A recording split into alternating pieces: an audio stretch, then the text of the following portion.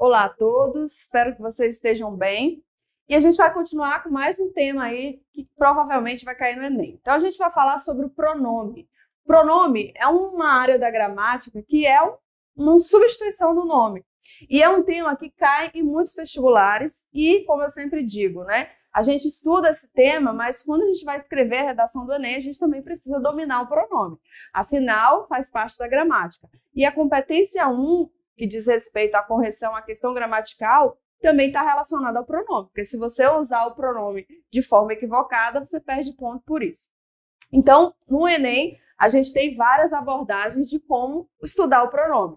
Por exemplo, pode ter um texto lá, um gênero textual, como um trecho de uma poesia, de um artigo de opinião, ou de um artigo científico, e ali você vai dizer a que parte do texto aquele pronome isso se refere, né? Então, é muito comum que também caia dessa forma. Então, a gente vai conhecer e relembrar um pouquinho dos pronomes. Então, vamos olhar essa tirinha aqui, que é um gênero textual muito comum de cair em vários vestibulares. Então, o aluno tem que ficar muito atento. Pai, como é que é a conjugação de esforços? É assim, eu, tu, ele, nós, vós, eles.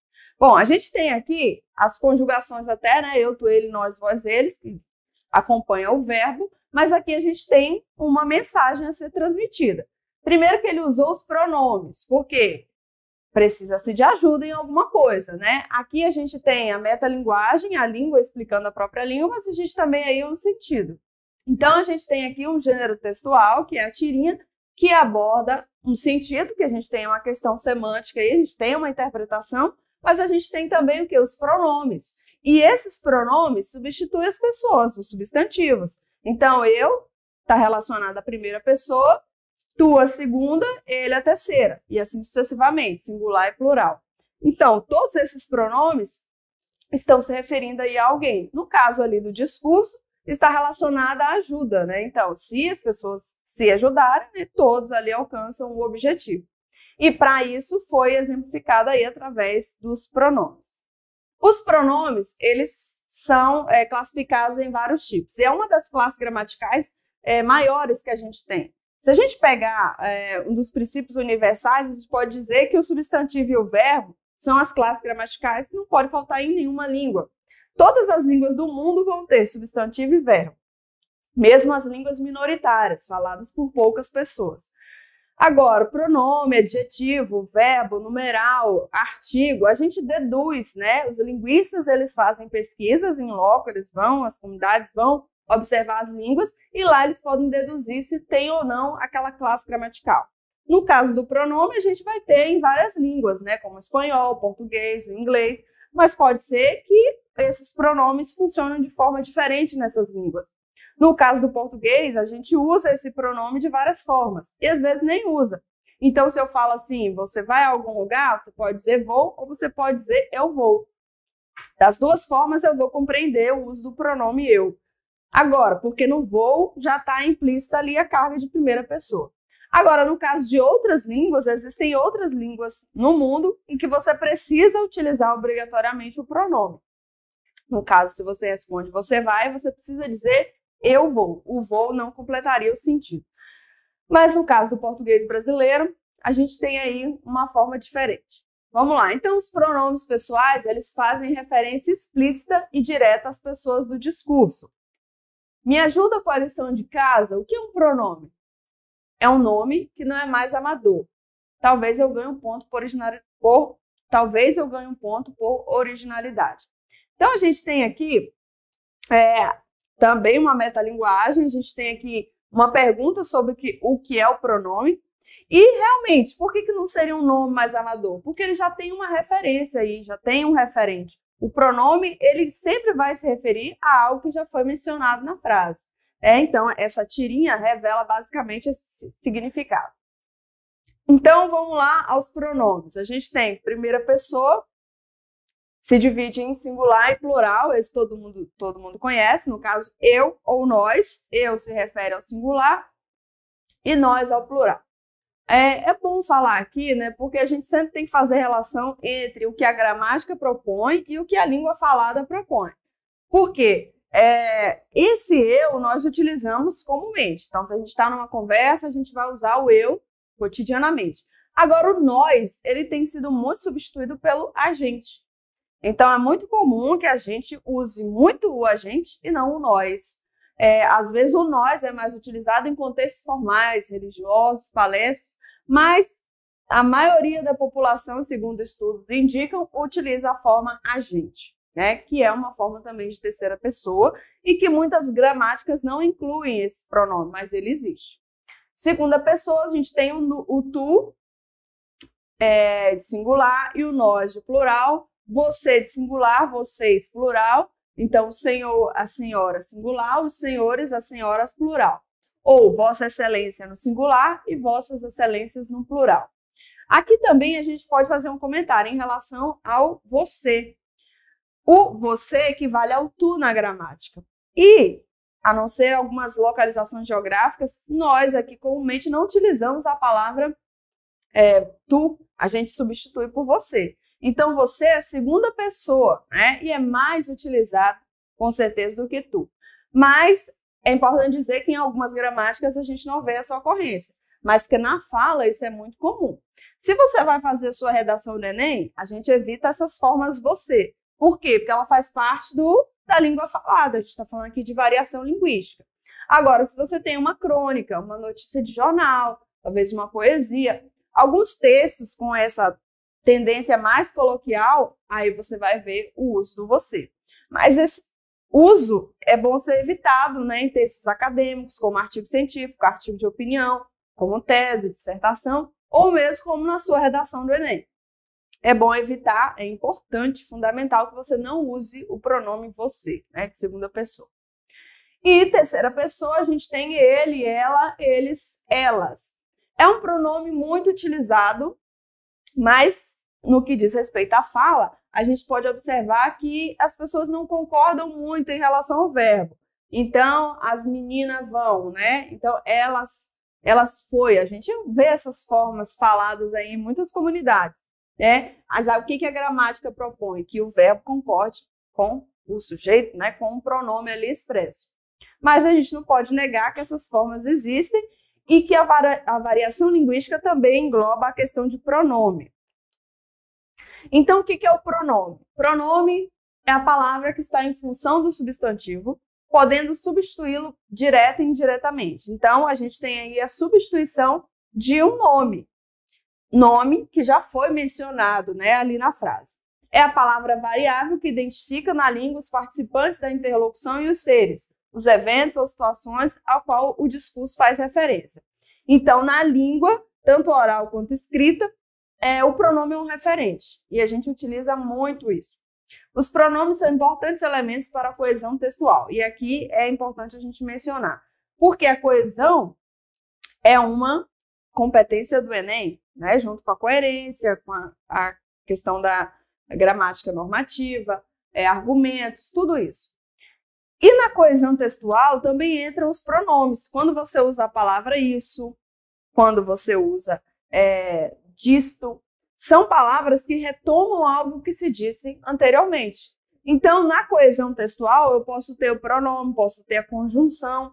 Todos esses termos equivalem a uma única competência, né? Então, o aluno precisa ficar muito atento ao uso do pronome adequado. O lhe, o o, não só esses pronomes ele, ela, pronomes do caso reto, mas também do caso oblíquo. Então, o pronome pessoal do caso reto, qual a função dele? Tem função de sujeito, substitui diretamente um substantivo. Ele sempre vai substituir de forma direta mesmo o substantivo. Também substitui as pessoas verbais e podem ser sujeitos de uma oração. Então, na frase, João foi à padaria comprar pão, ele voltou com 10 pães. Nessa frase, João é o sujeito da frase. Foi à padaria comprar pão é todo o predicado da frase. Mas na oração seguinte, ele voltou com 10 pães, eu tenho uma retomada, eu faço referência ao substantivo. E quem é o substantivo da frase? No caso, João. Inclusive, a falta de pronome empobrece o texto, porque eu poderia ler assim, João foi à padaria comprar pão, João voltou com 10 pães. Olha só a repetição. Se eu quisesse falar de João de novo, João voltou outro dia, João fez isso. Para evitar a repetição do nome João, o que eu utilizo? O pronome. Então, o pronome é uma substituição desse mesmo nome. né? Pronome oblíquo já tem a função diferente, tem a função de um objeto de um verbo. Então, repare, ó, no pronome do caso reto, pronome pessoal do caso reto, o que que a gente tem? Função de sujeito e substitui um substantivo de forma direta, que é esse caso aqui. João foi à padaria comprar pão, ele quem? João. Então, pronome é uma retomada. Aí, quando a gente pega agora a função pronome oblíquo, ele tem a função de um objeto de um verbo. Então, olha só, João foi à loja comprar canetas, todas estavam falhando. João, essa é a frase. Todas estavam falhando, então eu tenho comprar canetas. Canetas como um objeto do verbo. Quem compra, compra alguma coisa. João foi à loja e comprou-as. Esse comprou-as, o as é um pronome, porque ele retoma as canetas. Então, o pronome, ele não só se refere a pessoas do discurso substituindo um substantivo, mas também a objetos. No caso aqui, objetos de um verbo. Se você pegar essa palavra, esse azinho, separado morfologicamente, ele pode ser um artigo, por exemplo, a caneta sumiu. Mas aqui a análise é morfossintática, eu estou olhando para o as dentro do contexto, dentro da função dele na frase. Então, João foi à loja, comprou-as, retoma a caneta da frase anterior, ali de cima. Vamos lá, pronomes pessoais do caso reto. Então, eu tenho aqueles lá, diretamente se referem a um substantivo, né? Eu, tu, ele ou ela, nós, vós, eles. Lembrando que o tu é a mesma coisa que você e que o nós é a mesma coisa que a gente. Mas tem a diferença aí de língua formal e língua informal.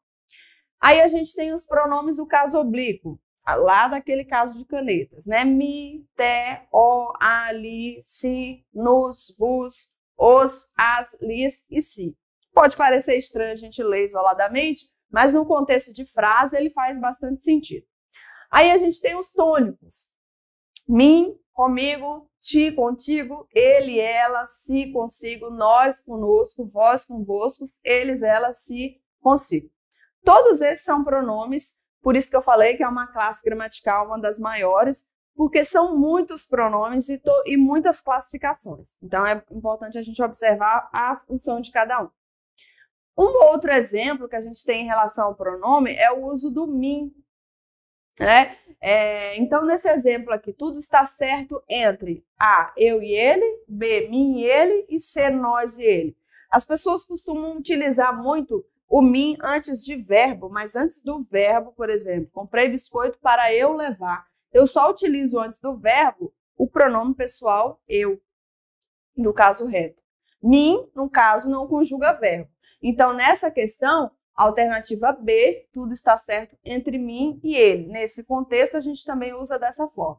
Então, não se usa dois pronomes retos juntos. Nesse caso, eu vou precisar de um pronome do caso oblíquo e um do caso reto. Então, ele é um do caso reto e mim é um do caso oblíquo. Nesse caso aqui, a regra é diferente, como a gente acabou de ver. Eu não posso utilizar entre eu e ele, porque os dois são do caso reto. No caso, quando eu vou montar uma frase dessa, ou dizer uma frase dessa, tudo está certo entre mim e ele. Eu preciso usar um pronome do caso reto, que é ele, e do caso oblíquo, que é mim, né? Então, eu posso inverter também. Então, a alternativa correta entre ele e mim, ou mim e ele. Bom, aí a gente tem também os pronomes de tratamento. O que são os pronomes de tratamento? Uma referência, um chamamento, algo que você faz em relação a alguém. O mais comum da gente utilizar é você, mas existem muitos outros que são utilizados tanto em contextos orais quanto em contextos escritos.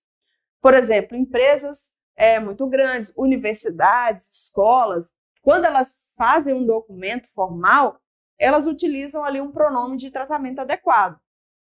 Então, se eu vou utilizar para funcionários públicos, para reitores de universidade, por exemplo, eu não posso utilizar você.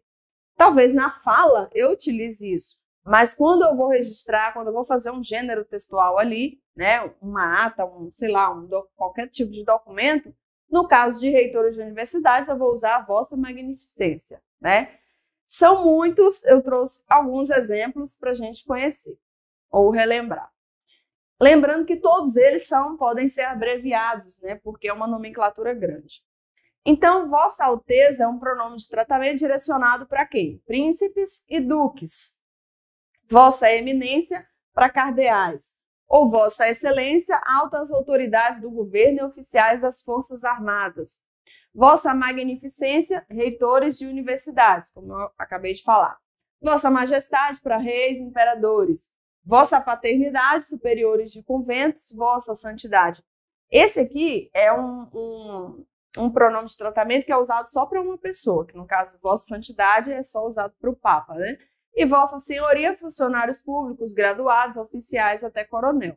Vossa Senhoria é o mais utilizado, né? Então, quando vai para alguma empresa, não tem um cargo como esses outros que eu mencionei, as pessoas colocam Vossa Senhoria.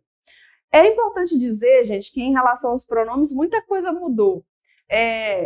Às vezes a gente recebe uma ligação de alguma empresa, de telefone, de internet, e eles utilizam pronomes até engraçados. Eu lembro que antes era sempre senhorita, senhora, a senhora gostaria de estar fechando o pacote, eles usavam esse termo.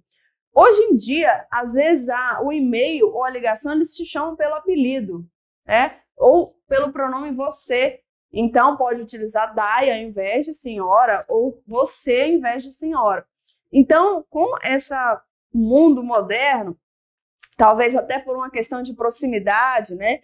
Quando você chama a pessoa de senhora, existe uma certa distância e respeito ali. Mas quando chama de você, o que o pronome indica? Uma proximidade, né? Então, muitas dessas empresas aí estão utilizando essa estratégia, né? De mudar os pronomes de tratamento para deixar o cliente mais próximo da empresa. É uma estratégia, né? Como eu disse. Então, esses pronomes a gente estuda, mas a gente sabe que são utilizados em contextos bem específicos, né? Principalmente no universo escrito, de gêneros textuais específicos. Agora, na fala, isso tem mudado muito. A gente pode observar, por exemplo, há algumas gerações, nós chamávamos nossos avós e bisavós sempre de senhor ou senhora. Hoje em dia, as novas gerações têm chamado de você e ninguém se ofende por isso. Claro que isso não é categórico, mas as pessoas não se ofendem por isso, porque os pronomes eles vão acompanhando o quê? A língua ela acompanha o que acontece no mundo. Então, as mudanças vão acontecendo e a língua também, os pronomes não ficam por trás. A gente vai ver aqui também alguns outros pronomes, né? Então, um exemplo aqui, primeira pessoa masculino, né? Meu, minha, meus e minhas. Que tipo de pronome é esse? Pronome possessivo, né? Como o nome já diz, indica posse, domínio. E existem pronomes específicos para isso, masculinos e femininos, né? Meu, meus, nosso, nossos, variação aí de plural. Minha, minhas, nosso, nossas. Teu, teus, vosso, vossos, tua, vossas, vossos.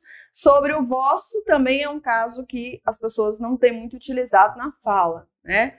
É muito raro você ouvir alguém falar vosso, vossos. Como eu disse, bem em contextos bem específicos. Esse é um termo que a gente ouve muito em contextos religiosos, no gênero textual sermão. Aí você ouve. Mas em outros é bem raro a gente ouvir esse pronome, mas ele existe, né? Acontece que na gramática nem tudo a gente usa em relação à fala. Seu, suas, e assim vai. Então, na nossa gramática da língua portuguesa, no caso do português brasileiro, a gente pode observar que os pronomes eles podem ter variação de singular e plural, feminino e masculino. Vamos lá. Aí a gente pode ter também estes, ou aquele, aqueles, ou esta, estas, e aquela, ou invariáveis, né? No caso de isso e aquilo, essas palavras elas não vão para o plural ou não vão para o feminino ou masculino, né? Inclusive, são elementos coesivos que a gente pode utilizar na redação do Enem, né? Isso, aquilo. São termos invariáveis. Então, nesse caso aí, a gente tem palavras que são usadas para retomar. Então, a cadeira está aqui, esta cadeira está aqui, indicando que está próximo, né? Ou se eu uso a forma essa, pode ser algo que eu já retomei na frase anterior. Então, esta mulher ao lado é minha esposa. Reparem que eu utilizei esta porque eu indico proximidade. Esta mulher ao lado é minha esposa. No inglês, eles também usam uma regra parecida com a nossa em relação a essa e esta. Nestas primeiras horas, estou muito angustiada com um novo emprego. Nestas, eu estou me referindo a algo próximo, ou seja, próximo do meu discurso, não só fisicamente. Essa blusa que tem nas mãos é sua? Repare que aqui eu não utilizei o pronome esta, mas essa. Por quê? Está longe do meu discurso. Eu que estou aqui como alguém que está proferindo o discurso, está falando de uma blusa que não está perto de mim. Por isso eu utilizei essa aí nesse contexto. Aquela blusa que ele tem na mão é sua? Aquela já dá a ideia de distância. Então é um pronome que está distante do meu enunciado. Eu enquanto estou ali falando a frase. Então, esses pronomes, eles têm um uso próprio, eles não são usados aleatoriamente. E isso serve também quando eu estiver escrevendo, não só falando, né? Então, esta dá a ideia de proximidade, enquanto estou falando, e nestas também. Essa e aquela já dão ideia aqui de distância de quem está falando. Os pronomes indefinidos, eles fazem referência à terceira pessoa do discurso de uma maneira definida, vaga, imprecisa ou genérica. Vamos ver aí quais são, né? Os seguintes pronomes indefinidos podem variar quanto ao gênero e ao número. Então, algum, alguma, alguns, algumas, nenhum, um, muito, todo, pouco, outro, vários, certo, tanto e quanto. Variam apenas quanto ao número. Então, qualquer, quaisquer, qual, quais, bastante, bastantes. É importante dizer sobre o qualquer. Nem todo mundo sabe, né, que existe o plural da palavra qualquer e que é quaisquer. Né? Se todo o meu substantivo, verbo estiver no plural, eu não posso utilizar a forma qualquer, mas quaisquer. Então, os pronomes indefinidos, eles serão variáveis. E aí a gente tem aqui esses exemplos que eu acabei de mencionar. Certas pessoas exercem várias profissões. Certas, a gente não dá para citar, mencionar e dizer e afirmar quem são essas pessoas. Por isso é um pronome indefinido. Algum aluno vai te ajudar mais tarde. Que aluno? Não se sabe. A gente deduz que é algum, mas não sabe ao certo. Por isso é um pronome indefinido. Aluno algum vai te ajudar mais tarde. Da mesma forma, eu utilizei o mesmo pronome, mas em um contexto diferente. Então, da mesma forma, eu não sei precisar afirmar quem é esse aluno, por isso é um pronome indefinido. Todas as decisões da empresa serão decididas em conjunto. Da mesma forma, todas, a gente sabe que é um número que engloba muitas, mas não sabem quais. Então, é um termo genérico, a gente não pode afirmar ao certo. Pronomes indefinidos invariáveis. Aqui a gente vai usar sempre da mesma forma, sem variação de número, né, de gênero, vai ser sempre da mesma forma. Então, alguém, ninguém, quem, que, outrem, algo, tudo, nada, cada, mais, menos e demais.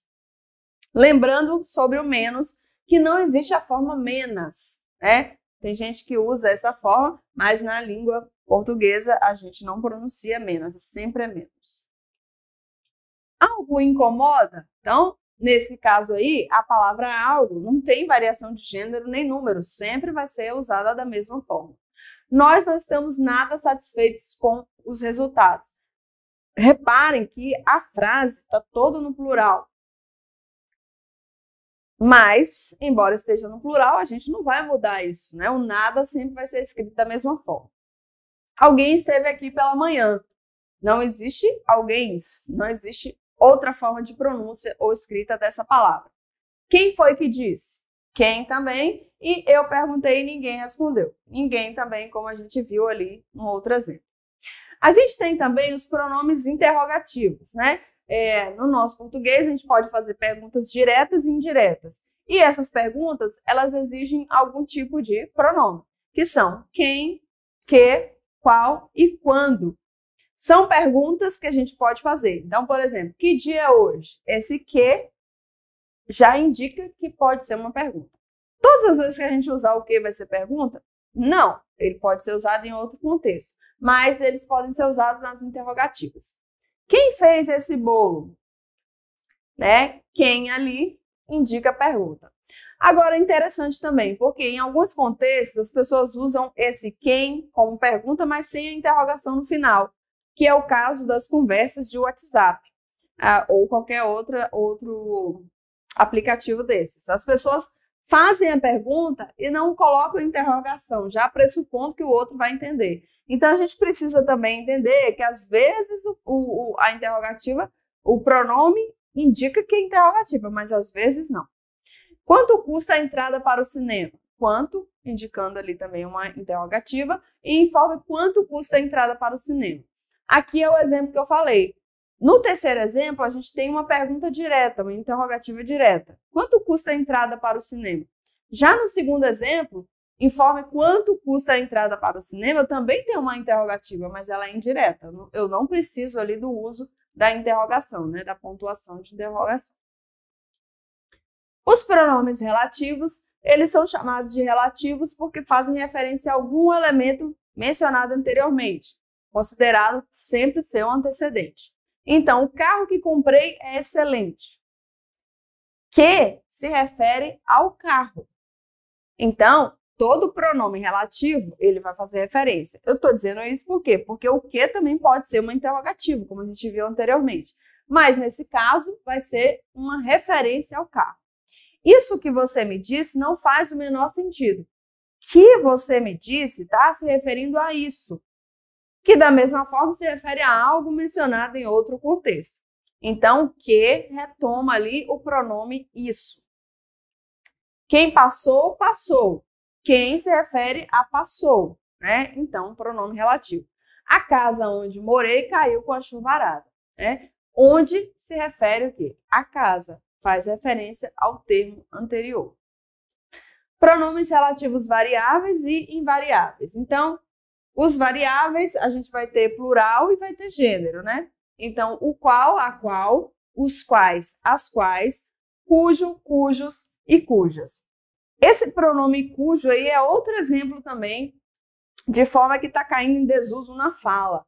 A gente pouco vê as pessoas usando nas conversas esse pronome cujo.